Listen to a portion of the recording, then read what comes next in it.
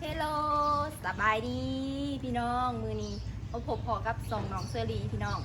มือนี้มายามห้องเก่าเนาะพี่น้อง จะมาบุกโมวัน แมน ห้องที่ว่าเฮาเคยอยู่คนเดียวที่ว่าอายคำไว้มาหาเฮาตัวแกงเฮาอันนี้พี่น้องแกงเฮาตัวไปบอกเฮาบ่บอกอันนี้ มา พี่น้อง เดซิลิมาหาหมูเพิ่น แมนมาห้องเก่าผู้ซึกคิดฮอดห้องเก่าเพราะว่าเฮา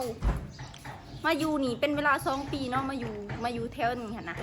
อยู่แท่นี้ แต่ แล้ว ก่ พี่ อน น้อง เขาอยู่ เดี๋ยวสิแบบพาพี่น้องไปเบิ่งผู้สาวแผน มีพี่น้องมีแต่ของผู้สาวแผนเบิดได้นี่ โอ้เขาถ่ายสีงามเนาะเดี๋ยว แม่ นี้ ตอนนั้นหันเพิ่นบ่ทันเฮ็ดซี มื้อนี้เฮาก็มา3 กับ สาว ไซแววแล้วก็มา สบายดีห่วยสองไพ่นี่ ยาย สอ เซ งสาว รี เอง โอ้สบายดี FC ยายเซอรี่เด้ บ่ อ แม่นยายเซรีได้สาวเซรี น้องเซอรี่เด้ น้ อ องเราว่าเป็นน้องเราว่า แม่น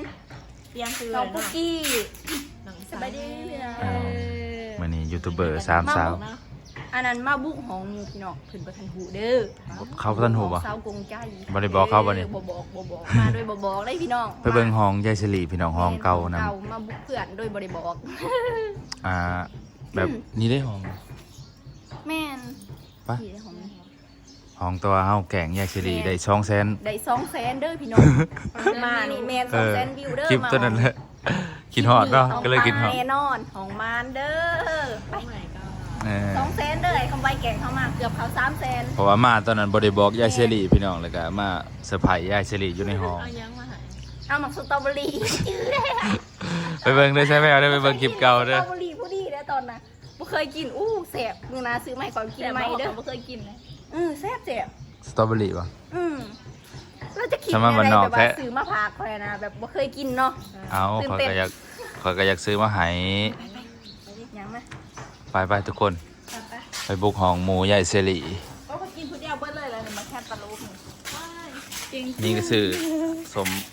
ต่อ ซื้อมากินน้ำกันเลยแต่ว่ากินผู้เดียว ห้องนี่ใช่ป่ะ มีแผ่นหอมของอีทเนาะนี่น้องเขาอยู่ทำอีทกับเอื่อยเดย์อยู่2 คนมานี่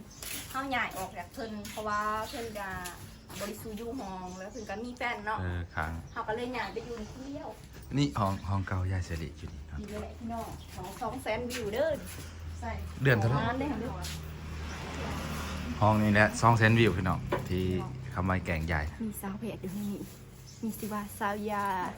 สาวกรุงใจแล้วก็สาวตาน้องสิมาเบิ่งกันประเทศยัง เขา อยู่เด้ เขาสิให้เราถ่ายอยู่บ่ โอ้ยกรุงใจมันยังอยากออกคลิป แม่นบ่ มันคิดหอด อันพี่น้องเมียหน่อยไอ้คำไว เห็นไอ้คำไวหอมกา นี่แหละบอนเฮาซองตะกี้เนาะ ว่าใหญ่มากเลยบ่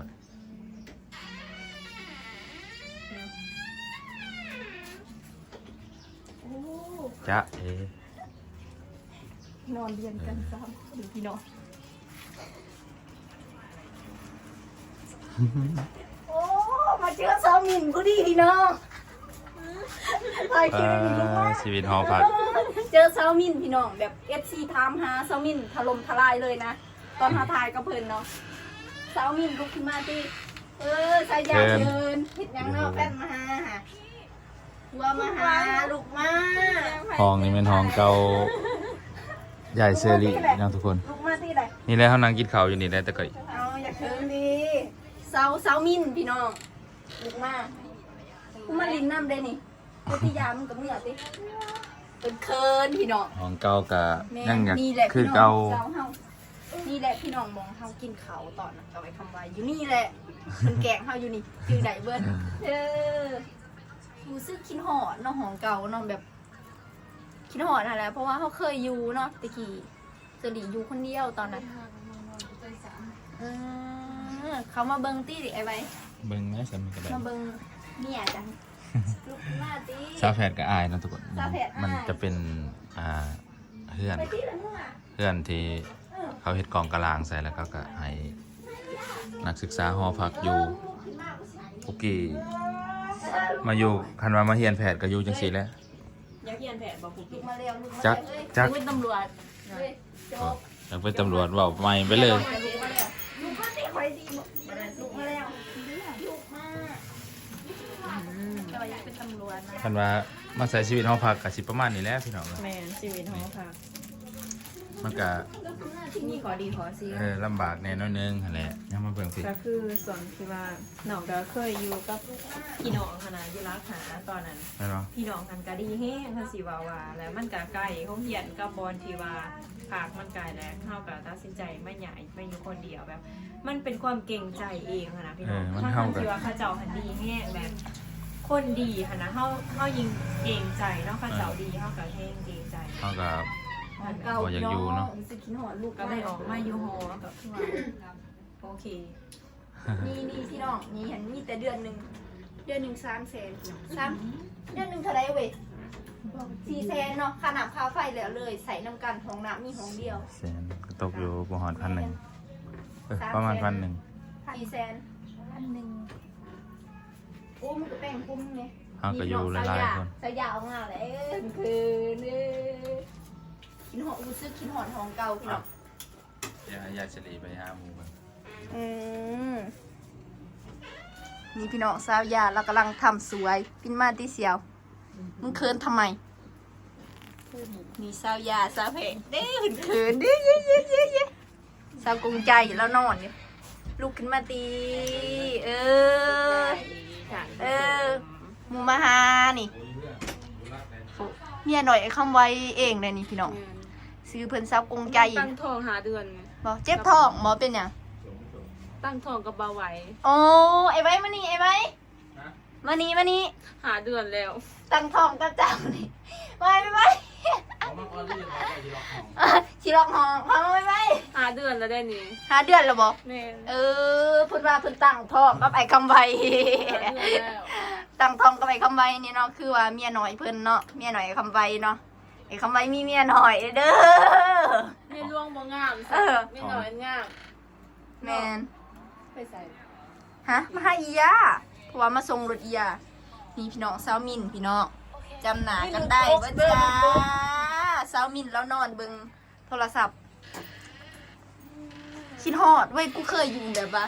อยู่ห้องนี้ฮะนะ อยู่น้ำกันสิ แม่น ลืมมันสอง อยู่2 คนอีตาไปใส่ สามกับพัวขนาด ซองกับพัวว่ากัน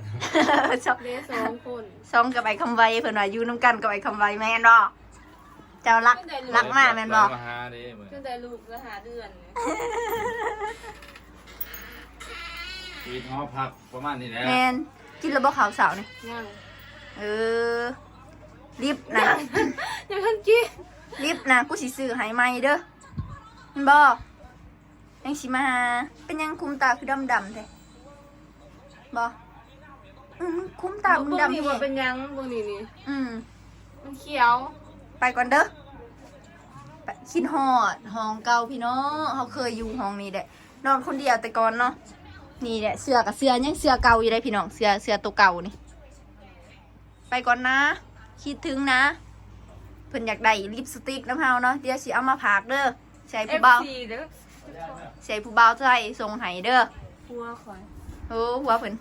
ไปพี่น้องเขาสิได้เมื่อก่อนหมูกระทาเนาะกินสมถาปุกกี้กินสมถากับสาวไซแววคลิปแรกได้เนาะจะได้ออกน้ำข่อยนี่เนาะ เลยขอโทษขออภัยด้วยพี่น้อง คลิปแรกเนาะจะได้ออกน้ำข่อยเนาะปกติบ่ทันได้ออกน้ำกันจักเทื่อได้พี่น้อง เขียบเลย ผู้บ่าวไทยได้สาวไซแววนี่มีผู้บ่าวไทย โมเมนเขาโทรมาแล้วเขากับโบปากันโมเมนต์ไทยเนาะแบบน่าจะเป็นฟิลิปปินส์ ไปบ่อันน่ะแทน10 มอเนาะไปลองเนาะ อยากใส่สูท เนาะ แม่นจะขาดในชีวิตกันยังดี แมน อยากใส่สูทลาวอยากใส่สูทไทยเห็นนะแบบ แมน เวลาเห็นพระเจ้าใส่งามงามเห็นปุกกี้ใส่งามงาม เย้ มากระเป๋าบ่พี่น้อง ห้ามกับสีนุ่งสุดลาวลุมเนาะพี่น้องมันมีเบิดสุดลายเผาเนาะเผาหมุงเผายังมีครบสุดพี่น้องไป เห็นปุกกี้ไปถ่ายคลิปกันจะแม่นงามอ่ะ แมนเด้อปุกกี้ไว้แนวข่อยงามเนาะแจงอยู่ปุกกี้ก็ปะแนวข่อยงามเนาะปุกกี้นุ่งเขาเป็นตาหักอีดีได้แบบว่าเราบริแต่งโตสำเนามึงนะ บ่ได้แต่งอีหยัง อย่าบังซ้ายแววติ เข้าไปแบบฟุก แต่ก็งามดีอยู่ใด แต่ปุกยังสวยเนาะเฮา แม่ แต่งหน้าจัดเต็มพี่น้อง ข่อยก็บริแต่ง จัด นี่ เต็มเลยได้นี่ แม่ ยังบ่สวยเท่าปุกกี้ว่า มี แต่ เงินกับไปมีเงินมากับประทะไปนุ่งใหม่ สุ สุ ด ด หนึ่ง50,000 กีบพี่น้องสุดละ100เนาะเขาสิไปนุ่งแต่ก็ว่าแพงก็แพงสำหรับเฮาแพงแน่เนาะแต่ก็สิลองนุ่งเบิ่ง แพ เนาะ งอยู่แต่กับกลุ่มได้เพราะว่างามงาม แม่ แท้ นงามเพิ่น เราไปนุ่งตะเว้นจนฮอดค่ำให้มันคุ้มย่างเลาะเบิดเมืองปากเซ่ นุ่งจนเราถาจนเขาเลิกเบิดเขาถาเพิ่นผู้เดียว อืม จะเป็นสา ถวยบ ในเรื่อง ถวยบวงเครื่องซ้ำก็สิประมาณนี้ชื่อนอฝากพี่น้อง ฮะแล้วบอกว่า แล้วมันนุ่งรอดหรือสิไทยเพิ่นเพื่อน เฮาสิบ่เฮ็ดแบบปุกขี้สิบ่ละผมสิเก่าผมนะสิใส่ปิง โอ้ my god ถ้าเสียจังสิมันมีแต่ว่าชุดเราลุมชุดกระโปรงเนาะสิเปลี่ยนโฟไฟไหมโฟไฟ โปร โฟไฟ ไฟล์ โฟไฟไหม โปรไฟล์ แม่เดี๋ยวก็ชินุ่งตัวปะนุ่งกันเนาะลองเบิ่งเนาะ สาวเรายัง ตอนนี้เพิ่นเปิดแล้วบ่ สาว สาว เรา ลาวใต้ สาวลอยไต่ อย่า นี่ งนั้น บ่คือสาวลอยไต่ โอ้ยก็ใส่มันเบิดนั่นเลย สาวเราใต้นี่ สาว ความห เรา มาย นี่มี ความหมายของสาวเราใต้นี่มันเผาหยังลาวเฮานี่บ่ ลาว คนภาคใต้ ก็คือว่าเฮาอยู่ โอ้ภาคใต้ หั่น แม่ น่ะ นคือเฮานี่แบบว่า เราเนื้อ ภาคก จ้ะ ลางภาคเหนือภาคใต้ ใต้แม่ เฮาอยู่ใต้เฮาก็เลย คื ใส่ อ สาว เฮานี่เผาเนาะคือเป็นเผาลาวลุม เพราะว่าเฮาหันเป็นคนลาวลุมเนาะบ่แม่นเผาอื่นแบบคือเผามุงเผาเกี้ยงเผาตะโอยแบบคือสวยหยังเฮาเป็นคนลาวพี่น้องเฮาบ่ได้เป็นคนเผาที่ว่าปากมาตอกมาแตกเฮาเว้าภาษาลาว